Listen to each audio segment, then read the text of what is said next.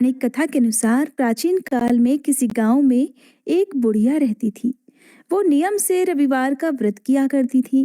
रविवार के दिन सूर्योदय से पहले उठकर बुढ़िया स्नान आदि से निवृत्त होकर अपने आंगन को गोबर से लीपकर साफ करती। उसके बाद सूर्य भगवान की पूजा करती और कथा सुनकर सूर्य भगवान को भोग लगाकर दिन में एक समय ही भोजन किया करती। इसी तरह रविवार का वो नियम पूर्वक व्रत करती थी।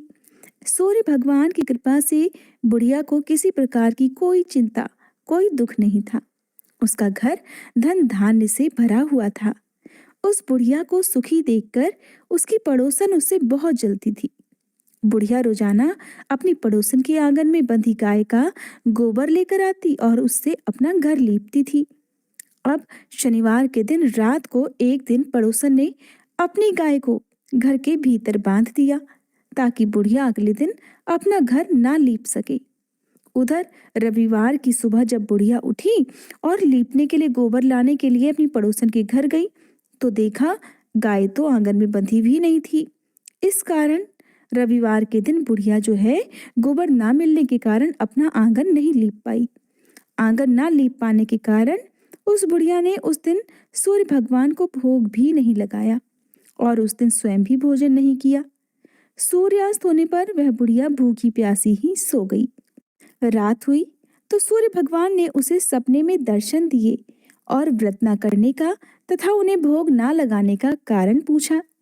तब बुढ़िया ने बहुत ही करुण स्वर में अपनी पड़ोसन के द्वारा घर के अंदर गाय बांधने और गोबर न मिल पाने की बात कह दी। तब स्वप्न में ही सूर्य भगवान ने अपनी अनन्य भक्त बुढ़िया की परेशानी का कारण जानकर उसके सब दुख दूर करते हुए कहा, हे माता, तुम हर रविवार को मेरी पूजा और व्रत करती हो। मैं तुमसे बहुत प्रसन्न हूँ और तुम्हें मैं ऐसी गाय प्रदान करूंगा जो तुम्हारे घर आंगन को धन धान्य से भर देगी। तुम्हारी सारी मनोकामनाएं पूर्ण हो जाएंगी। स्वप्न में उस बुढ़िया को ऐसा वरदान देकर सूर्य भगवान अंतर्ध्यान हो गए। प्रातःकाल सूर्योदय से पहले उस बुढ़िया की आंख खुली तो वह अपने घर के आंगन में एक सुंदर गाय और बछड़े को देखती है।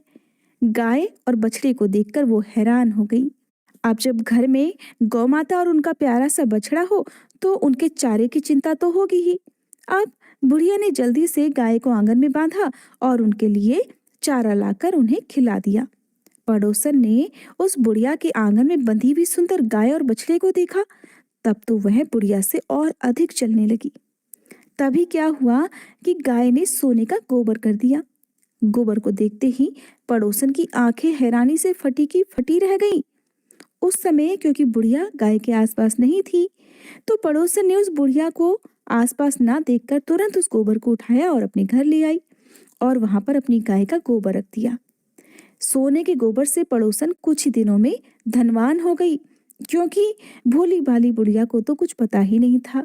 और उधर चालाक पड़ोसन हर दिन जैसे ही गाय गोबर करती और वो सोने का हो जाता अपने घर में रख लेती और बदले में अपनी साधारण गाय का गोबर सोने के गोबर की जगह पर रखकर आ जाती। अब गाय जो थी वो हर दिन सूर्योदय से पहले सोने का गोबर करती। इस प्रकार बुढ़िया के उठने से पहले ही पड़ोसन उस गोबर को उठाकर ले जाती। काफी दिन तक ये सब चलता रहा और बुढ़िया को सोने के गोबर के बारे में पता ही नहीं चला। अब बुढ़िया पहले की तरह हर रविवार को नियम पूर्वक भगवान सूर्यदेव का व्रत करती रही और कथा सुनती रही। सूर्य भगवान को जब पड़ोसन की चालाकी का पता चला तब उन्होंने एक दिन बड़ी तेज की आंधी चला दी। जब तेज तेज हवाएं चलने लगी, जोर जोर से पेड़ हिलने लगे तो बुढ़िया ने अपनी गाय को घर के भीतर बांध दिया ताकि गाय को कोई नुकसान न पहुंच सके। उधर नियम के अनुसार गाय ने गोबर किया, क्योंकि गाय तो घर के भीतर बंधी हुई थी। अब जब गाय ने गोबर किया तो वो तुरंत सोने के गोबर में परिवर्तित हो गया। अब जब बुढ़िया ने सोने का गोबर अपने घर के अंदर पड़ा देखा तो बड़ी हैरान हो गई और उसे खुशी भी हुई कि सूर्य देवता ने उसे बहुत बड़ा वरदान दे दिया है। इतने बड़े चमत्कार की उम्मीद तो बुढ़िया को कभी नहीं थी। बस क्या था, उसी दिन से वह बुढ़िया गाय को घर के भीतर ही बांधने लगी। उधर पड़ोसन सोने का गोबर नहीं ले जा पाई। अब सोने का गोबर जब वो नहीं ले जा पाई तो और अधिक ईर्ष्या करने लगी। सोचने लगी कि इस बुढ़िया को मैं कैसे सबक सिखाऊं। ये बुढ़िया तो सचमुच बड़ी चालाक निकली। पहले तो घर के बाहर अपनी गाय बांधती थी, तब मुझे सोने का गोबर ले जाने में कोई परेशानी नहीं होती थी। अब तो ये घर के भीतर अपनी गाय बांधती है और मुझे अब तो बहुत दिनों से सोने का गोबर भी नहीं मिला। उधर भोली भाली बुढ़िया जो थी वो रोज सोने का गोबर पाकर बहुत धनवान हो गई। अब जब बुढ़िया धनवान हो गई तो उसकी पड़ोसन जो थी वो बुरी तरह जल भूनकर राख होने लगी, बहुत ईर्ष्या करने लगी।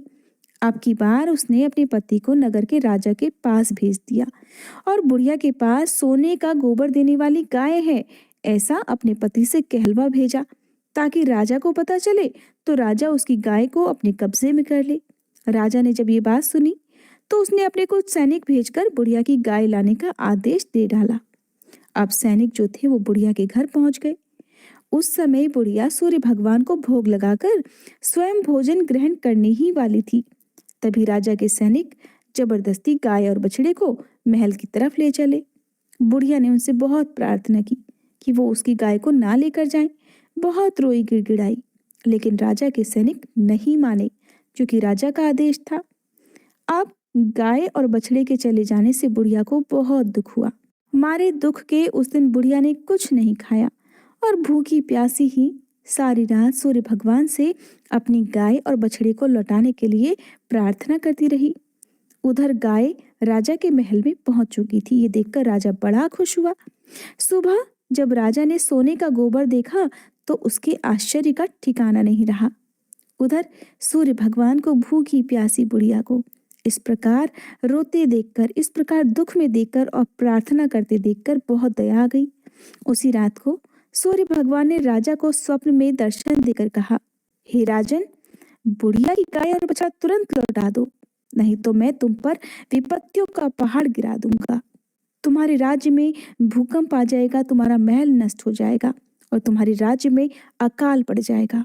सपने में सूर्य भगवान के ऐसे वचन सुनकर भयभीत राजा ने प्रातःकाल उठते ही गाय और बछड़ा बुढ़िया को लौटा दिया और राजा ने अपनी तरफ से बहुत सारा धन भी बुढ़िया को उपहार स्वरूप दिया और अपनी गलती के लिए क्षमा भी मांगी। राजा ने पड़ोसन और उसके पति को उनकी इस दुष्टता के लिए दंड भी दिया। साथ ही राजा ने इसके बाद से अपने राज्य में घोषणा करवा दी कि सभी स्त्री पुरुष रविवार को व्रत किया करें और राजा की प्रजा ने भी ऐसा ही किया। रविवार का व्रत करने से सभी लोगों के घर धन धान्य से भर गए, चारों ओर खुशहाली छा गई। सभी लोगों के शारीरिक कष्ट और बीमारियां दूर हो गई। निसंतान स्त्रियों की गोद भर गई। राज्य में सभी स्त्री और पुरुष सुखी जीवन यापन करने लगे।